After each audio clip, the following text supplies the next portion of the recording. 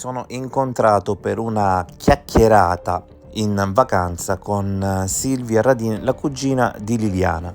Il messaggio che emerge da questa conversazione è chiaro: nessuno si fermerà, nessuno si arrenderà, non può finire così, con un esito che lascia tutti perplessi nel modo più assoluto. Silvia si conferma, a mio avviso, una persona splendida, pulita e che cerca semplicemente di fare giustizia. Non vuole assolutamente nulla, vuole semplicemente tutelare la verità.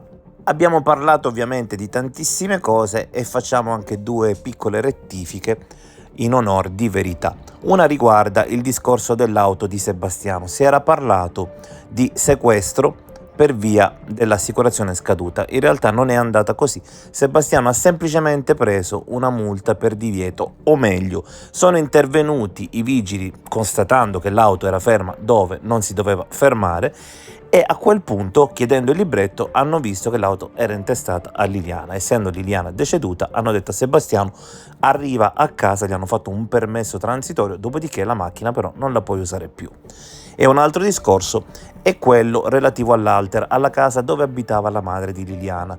Non è assolutamente vero che Liliana non aveva i fondi per acquistare quella casa, solo che nel contratto veniva richiesta la ristrutturazione, che era abbastanza esosa, e Sebastiano si rifiutava di fare quella.